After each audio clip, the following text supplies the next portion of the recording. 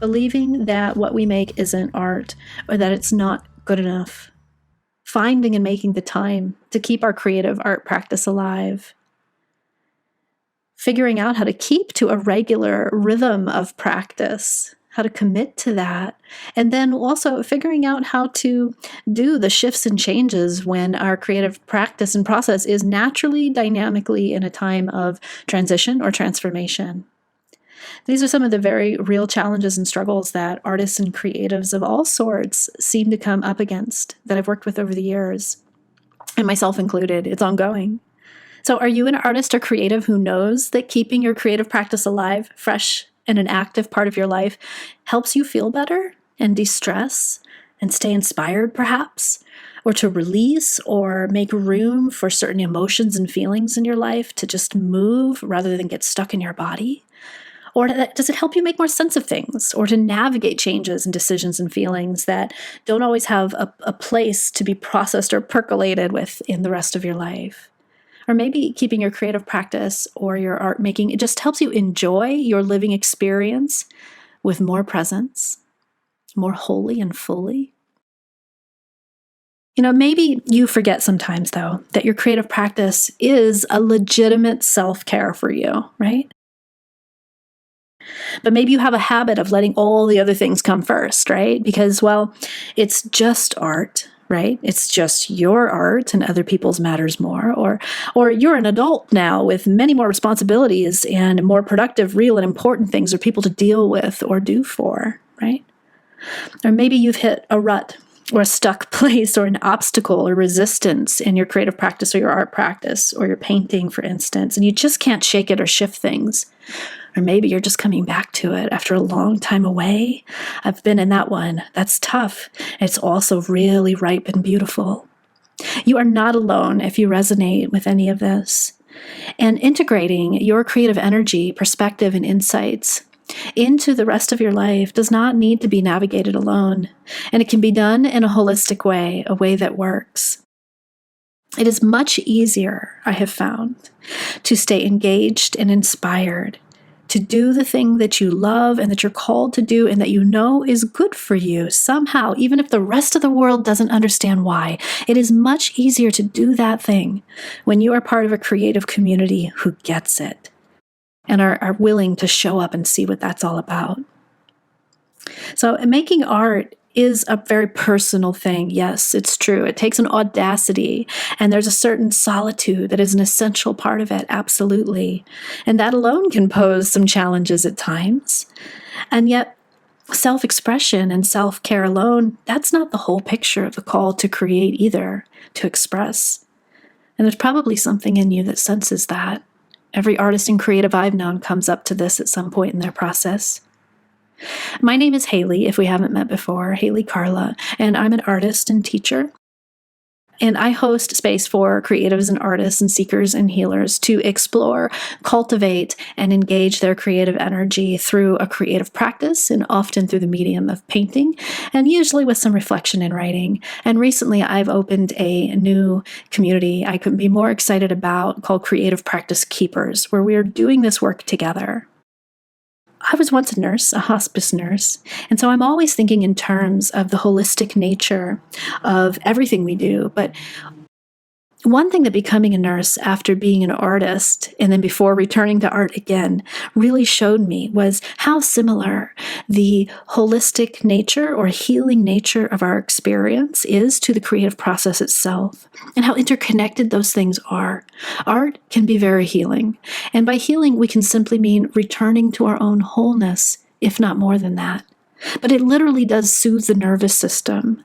It can help heal the heart, and it certainly inspires our soul to come alive in the way that it was designed to. It also roots us in a relationship of learning and connection with life and others, other beings, other people, nature, all of that.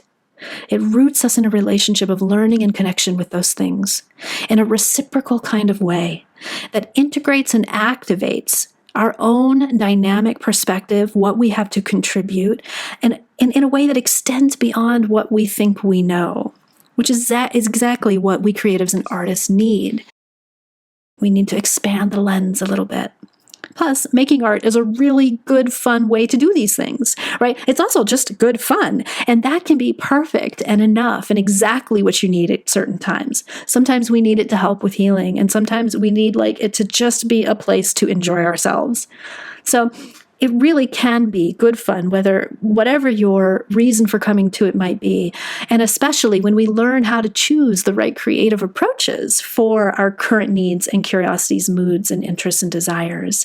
That's the key to a creative practice that you can keep. Our personal creative paths, even the simplest ones that we keep in private, are ever connected with a greater creative collective healing and unfolding. I truly believe that. In these times and in all the orbiting levels of communities and relationships that we inhabit, you don't just apply a creative perspective to how you make art. When you are practicing applying a creative perspective, that creative perspective becomes what you bring into every space that you inhabit and every relationship that you are part of. And it can change things in the most beautiful ways. We don't have to be able to explain it. We don't have to feel prepared or ready for it or, learn a whole skill set before we dive in. We don't even have to make a big fuss about it. And we don't have to share it on social media. And we don't have to fully understand it, right? Rather, we are simply invited or called to accept that there's this creative seed that has been planted within us and to accept the preciousness of that seed and to tend it in the ways that make us light up. If you have that seed as a call to create, that it's there for a reason for you, right? You have to figure out why that is, and you certainly don't have to know what it is before you begin. You probably won't, and you don't have to know where it's all going necessarily, but that seed is there for a reason, and it holds some of the most beautiful surprises of discovery you can ever know. So you are called to accept it and to keep that seed alive and to keep it thriving by saying yes to it, by showing up to it, by making your art and doing your creative practice and exploring what your creative expression is, what it is that's rising up from within you, by doing the practice and figuring out what that means to you as a unique individual.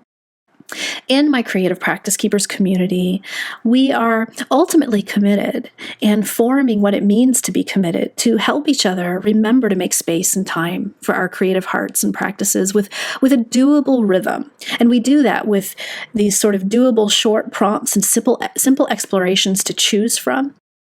You can come and you can start where you feel called to start and then explore another area as you feel called to. But we expand and we ground how we relate to all things in our life by encouraging one another to trust our hunches and strengthen that trust in our intuition, by encouraging one another to shift our perspective when necessary and stay with transformations, to be gentle and brave as needed toward ourselves, toward the process, toward all the ways that we're seeing it that might put unhelpful limitations on ourselves, and to let both our wise side and our playful side in on the action and the decision making, right? So we are really witnesses to one another's dynamic process by practicing the give and take of witness. And doing this helps us stay awake to the beauty and the hope and the invitations and the magic and the truths that are available in the movements and mysteries of the creative process, in our art and in our living experience. So whether you have years of art experience or none, I hope you'll consider joining us in discovering or rediscovering how simple art practices, coupled with a little creative process awareness and reminders, right, and a warm community to touch in with, can really help you feel more calm and centered and curious and committed to your practice and open and light and joyful and focused and free. And who doesn't need a little bit more of that amplified in these times, right?